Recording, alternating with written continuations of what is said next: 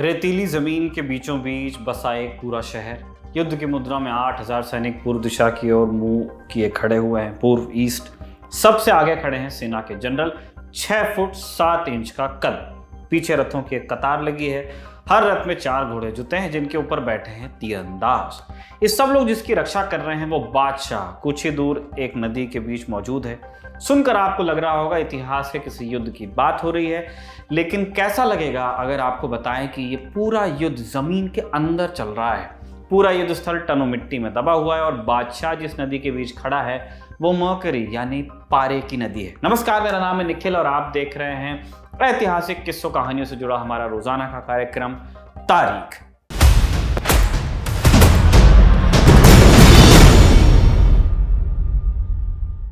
लालच हो रहा है कि कहानी में सीधे 2018 पर आ जाएं, क्योंकि इस कहानी के साथ एक कीवर्ड जुड़ता है, चीन के राष्ट्रपति शी जिनपिंग। चीनी सोशल मीडिया में उनकी तुलना 2300 साल पुराने एक बादशाह से की जाती है जिससे चीन को अपना नाम मिला, लेकिन कहानी का यह हिस्सा बाद में।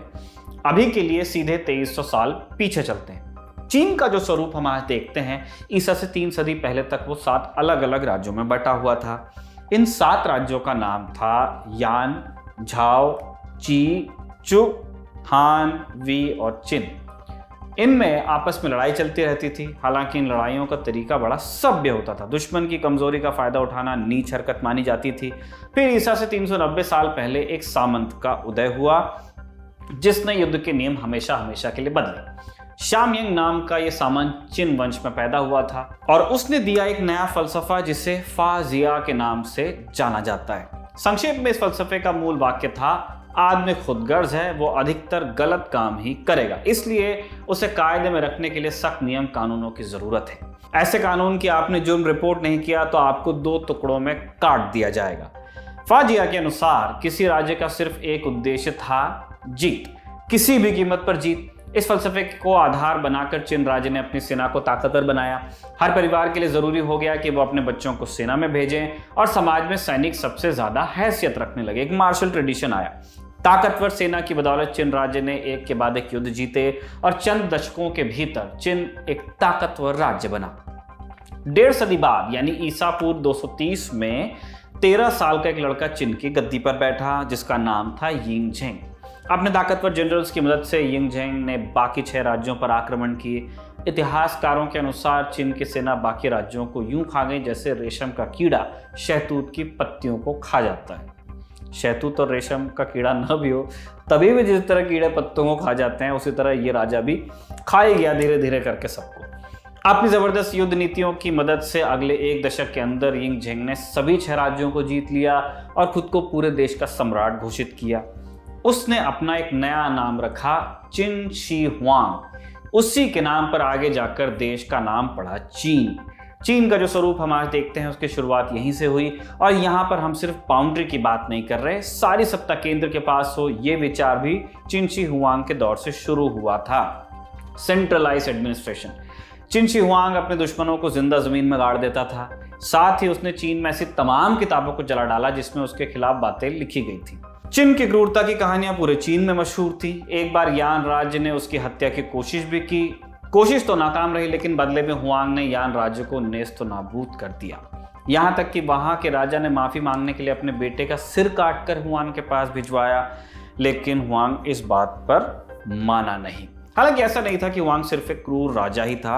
उसने चीन के लिए बड़े काम भी किए। विशाल सड़कों का निर्माण करवाया, पूरे देश के लिए एक स्टैंडर्ड भाषा तैयार कराई, यहाँ तक कि the great wall of China का निर्माण भी उसने ही करवाया था। करीब 36 साल राज करने के बाद ईसा से 210 साल पहले उसकी मृत्यु हुई और उसकी मौत के कुछ वक्त बाद ही चिन वंश का भी खात्मा हुआ।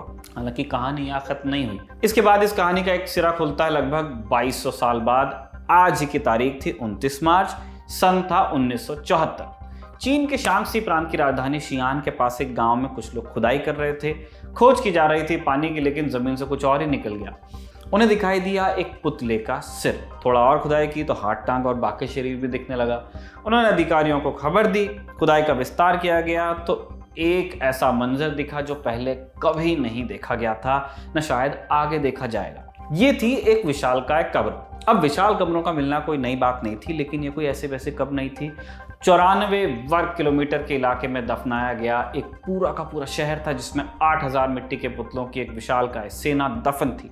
ये पुतले क्यों दफन किए गए, इसका जवाब जानने से पहले जानते हैं कि इस विशालकाय कब्र में और क्या क्या मिला। यहाँ दफन थे 600 घोड़े, 160 रथ, तीर तलवार जैसे 40,000 अस्त्र शस्त्र और सैकड़ों जानवरों के पुतले, सब पकी हुई मिट्टी यानी टेराकोटा के बने हुए। हर सैनिक की वेशभूषा अलग अलग थी, कोई बाल वाला तो कोई बिना बाल वाला, किसी के सिर पे टोपी, कोई चोटी वाला। हर सैनिक के हाथ में हथियार भी थे। औसतन मूर्तियों का कद था लगभग 5 फुट 11 इंच और सबसे आगे खड़ी जनरलों की एक कतार, जिनकी ऊंचाई आम सैनिकों से ज्यादा थी। सबसे खास बात यह थी कि सभी पुतले इस प्रकार खड़े थे जैसे युद्ध के लिए कोई व्यू बनाया गया हो, कोई फॉर्मेशन हो। राजा की रक्षा के लिए व्यू था। कौन राजा? वही अखंड चीन का पहला सम्राट चिन शी हुआंग, जिसकी कब्र पुतलों की सेना के बीचों बीच थी। हुआंग के साथ पुतलों की ये सेना क्यों दफनाई गई थी, ये जानने के लिए आइए फिर से लौटते हैं 2600 साल पहले के चीन में। हुआंग की कहानी से आपको ये तो समझ में आ गया होगा कि वो एक सन की आदमी था। दुनिया जीतने की सनक तो उसमें थी, साथ ही वो अमर होने का सपना भी देखता था। अमर कैसे होगा, इसके लिए उसने अपने अधिकारियों को अमृत की खोज में भेजा। अब किसी ने हुआंग के कान में ये बात डाल दी कि पारा अमरता की कुंजी है। बस फिर क्या था, हुआंग पारे की गोलियां खाने लगा। पारा जो इंसानों के लिए खतरनाक जहर जैसा होता है, और इसी जहर से उसकी तबीयत खराब रहने लगी। जब उसे एहसास हुआ कि अमर होने की उसकी तमन्ना पूरी नहीं होने वाली, उसने एक और प्लान बनवाया। हुआंग अब अपनी बादशाहत को मौत के पार ले जाने वाला था। अपनी मौत से काफी पहले उसने इसकी तैयारी शुरू करवाई। उसने हुक्म दिया कि मरने के बाद योद्धाओं की एक फौज उसके साथ दफनाई जाएगी। हालांकि ये कोई यूनिक बात थी नहीं। चीन और मिस्र की पुरातन कब्रों से पता चलता है कि तब मरने के बाद राजा के पसंदीदा नौकरों और जानवरों को उसके साथ दफन किया जाता था। बल्कि राजा के मरने पर नरबली देने का रिवाज भी था। लेकिन हुआंग ने ऐसा किया नहीं। उसने मिट्टी के पुतलों की एक सेना बनवाई, जिनको लेकर शायद उसको विश्वास था कि मरने के बाद वो जी उठेंगे और उसके साथ युद्ध में भी जाएंगे। मौत के बाद हुआंग का क्या हुआ ये तो हम नहीं जान सकते, लेकिन पुतलों की कहानी हमें पता है।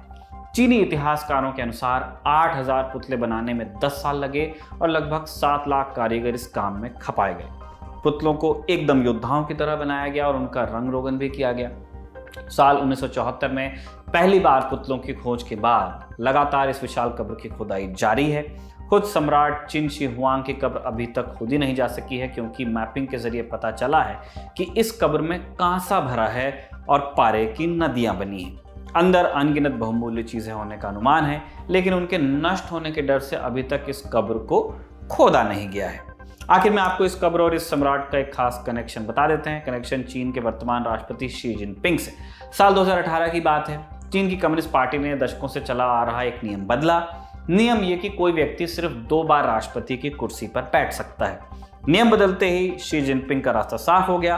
अब वो आजीवन राष्ट्रपति बने रह सकते हैं। जैसे ये खबर आई, चीनी सोशल मीडिया में कुछ नाम तैरने लगे जिनसे जिनपिंग की तुलना हो रही थी।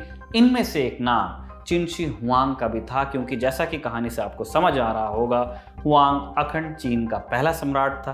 अब चीन में सम्राट का कॉन्सेप्ट नहीं है, लेकिन जिनपिंग के विरोधी मानते हैं कि वो खुद को चिन शी हुआंग के वारिस के तौर पे देखते हैं, और आजीवन राष्ट्रपति वाला नियम बनाकर उन्होंने इसके लक्षण भी दिखा दिए हैं। बहरहाल आज के किस्से को यहीं पर रोककर आपसे विदा लेते हैं। इसे लिखा था हमारे साथी कमल ने और कैमरे पे इसे रिकॉर्ड किया है जतिन ने। देखते रहिए दी लंदन टॉक।